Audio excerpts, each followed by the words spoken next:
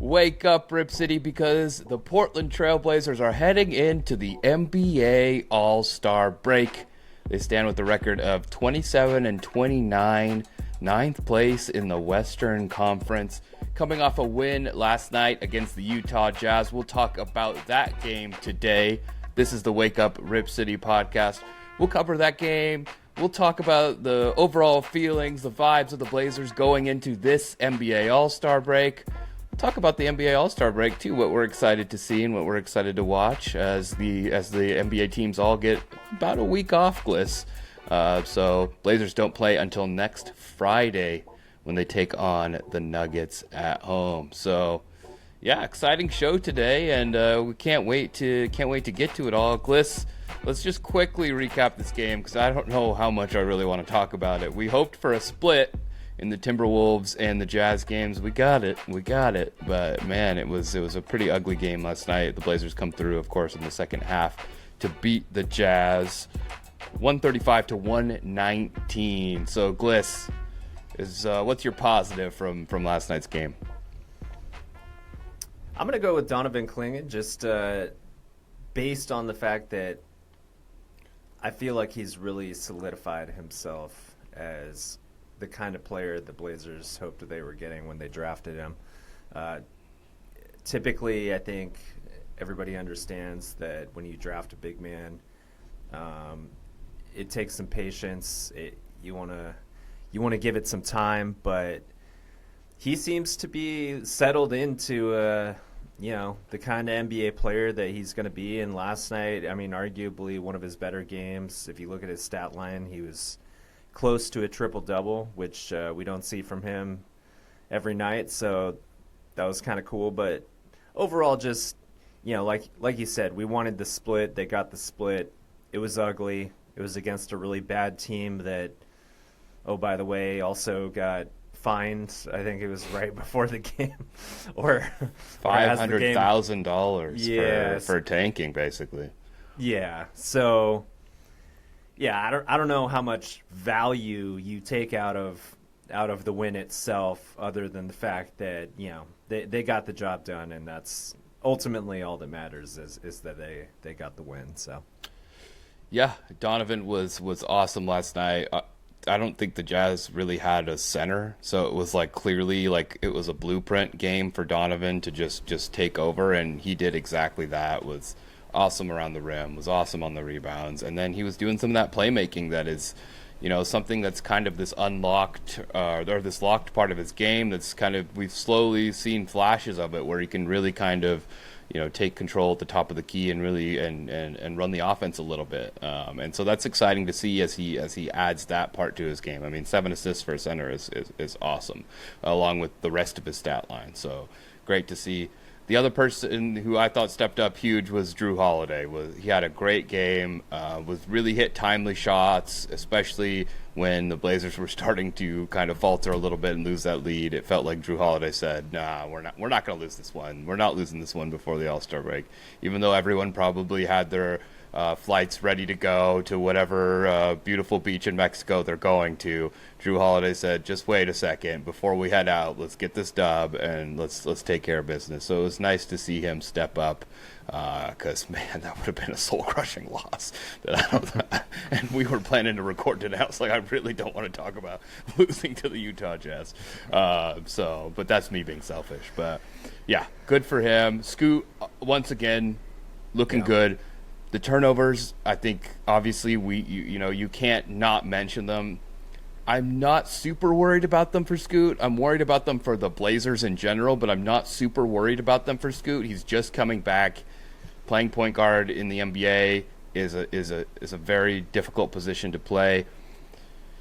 And I've seen Scoot made some dumb turnovers. I think he knows he's made some dumb turnovers, but that's going to be part of readjusting and acclimating to kind of the speed of NBA basketball. So, he had 6 turnovers last night.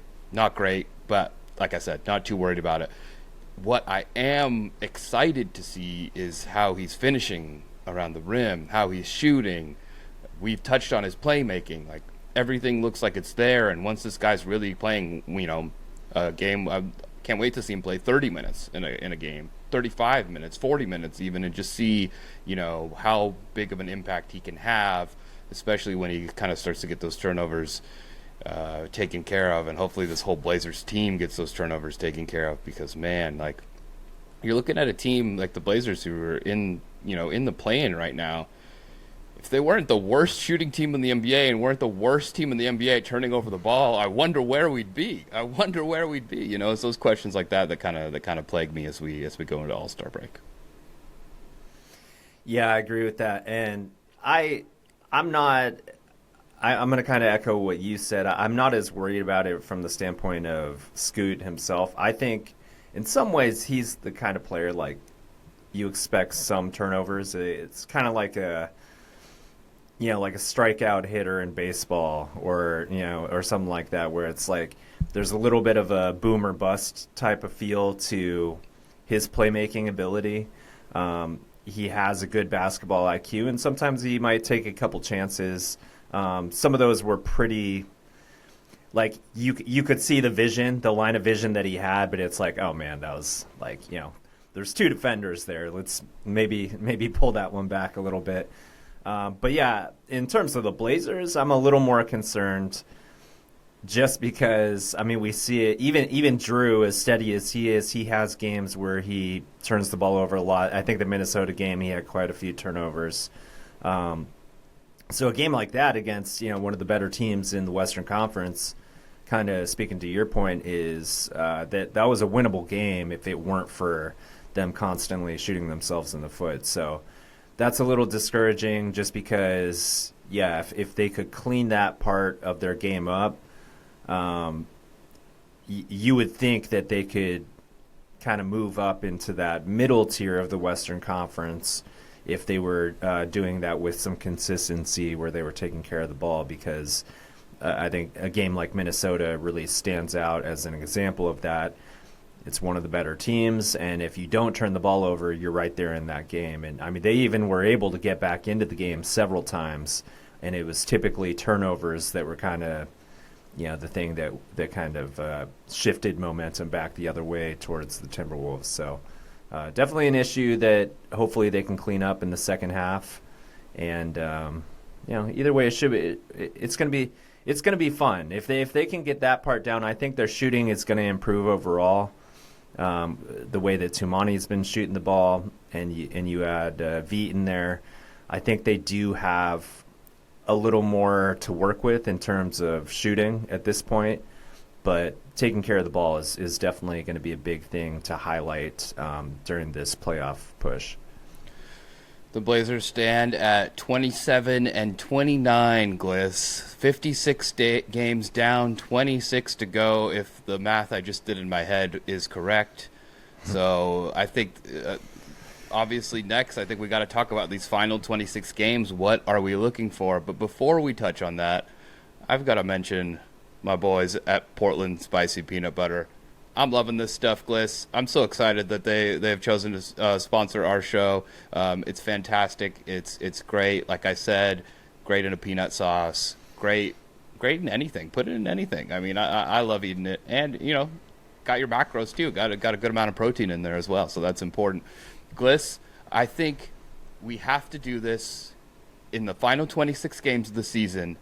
If there is a player who goes off and has a game like Toumani did against the Sixers, who had, 8 threes, 30 points, then I think we both have to take a spoonful of the Reaper edition of the Portland Spicy Peanut Butter and do the pod on the Reaper edition. I think we can both handle our spice, so I don't think it'll be that big of a deal. But I can do it, yeah. I think it's the least we can do. These Portland Trailblazers going out there playing professional basketball.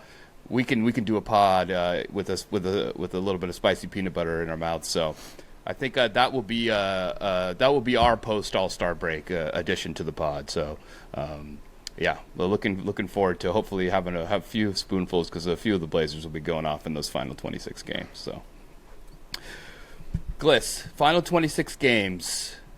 The Blazers they're right around 500, just under it. What are you looking for? We have to remember they do have kind of an easy schedule. I say that because it's, you don't want to get too cocky, but a favorable schedule down the end here, down to the finish. So and a lot of games like this Jazz game, I think will be coming up where the Blazers should take care of business and win this game.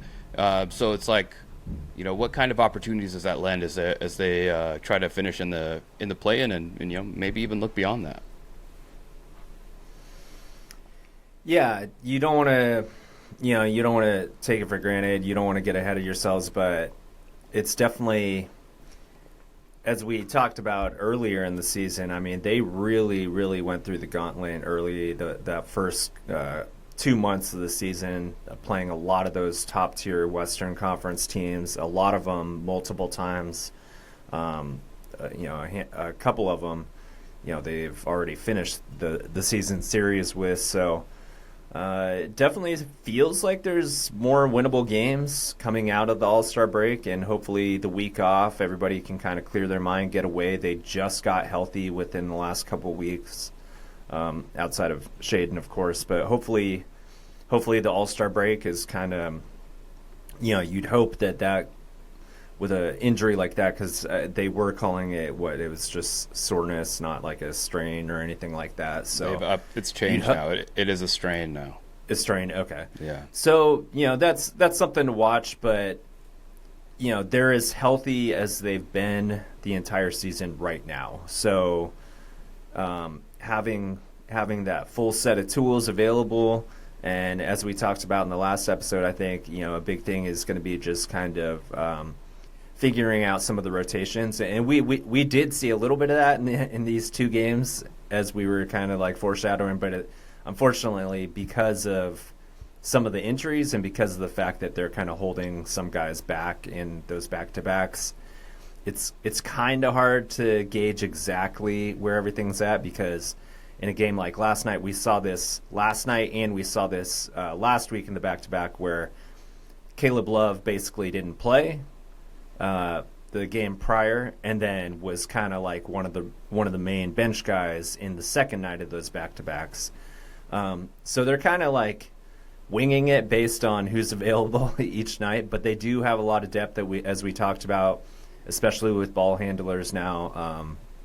So yeah, I think you look at the schedule, you look at the fact that they're actually healthy right now, and I think they're in a really good position. They're ninth in the Western Conference, and I think they have a chance to, move up a couple spots. We'll see what happens. There's still, a lot of basketball.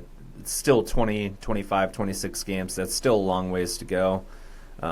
Injuries can happen that can kind of shake things up. But as we've said several times on this podcast, if you would have told me before the season they'd be in the play-in, and this is at any point in the season, I'd feel pretty comfortable taking that, just knowing that they're in the mix and that they have a chance at the playoffs. Yeah, and honestly, you look at the standings, and it kind of looks like the play-in teams are almost set.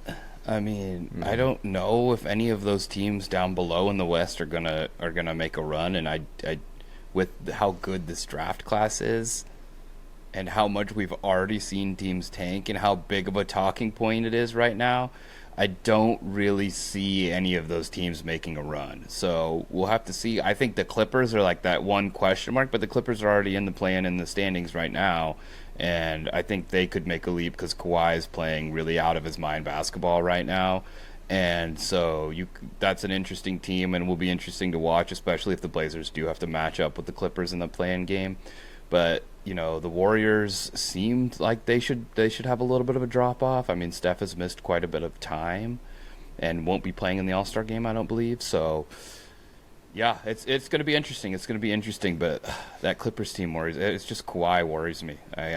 He could win any game that he needs to and just be the best player on the court on offense and defense. So it's just like he's scary, but we got a long time to worry about that. We still got 26 games to go. So, but yeah. Okay, Gliss, as we get ready to log off here, let's talk about All-Star Weekend.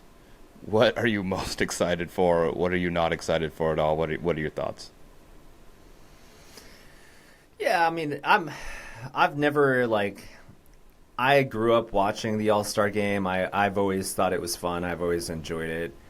It's kind of a joke. Like, I get it. Like, what was it? Jamal Murray's comments the other day where he was basically saying he'd rather just go on vacation. Yeah. It's so the game itself. I know they're trying to tweak things, but I think this is a problem that all leagues have struggled with. We've seen this in baseball. We've seen it in the NFL. It's hard to. There's just not as much incentive for guys to go out and compete at a high level when it's an event like this. I mean, it is what it's an exhibition game. So I mean, that's what it is. There's not the players are not going to be as invested. I think they look forward to the opportunity to be on the court with other great players and kind of showcase their talents. But especially if you have championship aspirations or you're trying to make a move in the standings, I just don't see how there's a lot of extra motivation for guys that are in that game. Especially a lot of these guys have been in it multiple times. Some of these guys, the older guys could be 10, 15 All-Star games in, and there's just not a lot to play for outside of just wanting to put on a good show. So I just take it for what it is. With that being said, I am excited to see our two young guys play, and I'm for sure excited to see Dame just because we haven't seen him actually in a Blazers uniform, like on the court, competing in any way. So I'm excited for that, and he's going for a third championship, so that's something that makes me a little more invested to see if he can get that. And of course, like having Deni be a part of All-Star Weekend is also an amazing thing because I mean let's be real. I mean he's been the story of this season so far. Just the way he's elevated his game and kind of took the reins as like that cornerstone franchise player, that the Blazers have kind of been waiting for. So I'm excited to see all the guys involved. They have 4 guys there. Is super cool as a Blazer fan because it's been a very down couple years, and I'll take it for what it is, and I'll just enjoy the weekend. Yeah, it's exciting that they have someone on every single day and pretty much every single event. I mean, well, not every single event, but on they have the young guys Klingen and Jan Hansen tonight. Then you have Dame in the 3-point shootout tomorrow, and then you have Deni on Sunday. So it's all really exciting. I'm excited for all of them. It's all a great opportunity, and all of them have different kind of stories coming into it, which is fun and which is exciting. And yeah, I think Dame in the three-point contest is going to be super fun. And like you said, you made a great point. It's like we get to see him be competitive, and we get to root for him in a Blazers jersey. And like with the history the city has with Dame, that's just fun. It's just exciting, and so it'll just be something to enjoy. And we get to see him shoot. That's cool. We get to see him shoot. It'll be fun to see him shoot on that kind of level. And then I think it'll be kind of a story too, which is great. He'll be going up against a bunch of great shooters, so obviously that will be difficult. And then seeing Deni on Sunday, I think it's just like a guy who gets to live his dream and wanted to be an all-star, since he started playing basketball. And for him to do that and accomplish that and put in a lot of work is super cool. And being able to watch him do it as a Blazers fan has been even better. So if you've listened to this podcast, we're very excited for him. And we started the Deni All-Star conversation, I think, as early as we could on this show. So that's been super fun. Okay, Gliss, we don't have a Blazers game until next Friday, so I don't know what we're gonna do. Maybe we could have an early pod next week to recap All-Star Weekend and just kind of get things situated, and then we don't get to watch Blazers basketball for a little while, so I guess enjoy the it's our All-Star break too. Enjoy the time off. Kind of sad. It's guess. too long. It's too long to go without a Blazers game for me. But it's good. It's good. The boys need their rest. It's nice that they're getting healthy at this point, other than Shaden, and then they get like this extra week off. I think that's kind of exciting to see. Knowing that this time everyone's healthy right now, and that's great. So that'll be fun. Okay, Gliss. Anything else before we hop off here before All-Star Weekend? No, like you said, it's too long, but we'll survive. We'll take it, I guess. Yeah, we'll survive and let the guys get healthy, and yeah, just if you're a Blazer fan, just enjoy watching these guys this weekend. It's going to be cool to see them well represented. Awesome. This has been the Wake Up Rip City podcast. We appreciate all the love. Please subscribe. Please like the video. Please send us a comment. I guarantee you I'll reply to it. There's zero chance that I'm not replying to your comment. So if you have anything to say about Blazers basketball, please say it and open up a dialogue. We love it. And get some Portland Spicy Peanut Butter. Our special code, Wake Up Rip City, 15% off of any order online, and you get free delivery. That means it will be at your door for free if you have a Portland address. Take care. We will see you next week.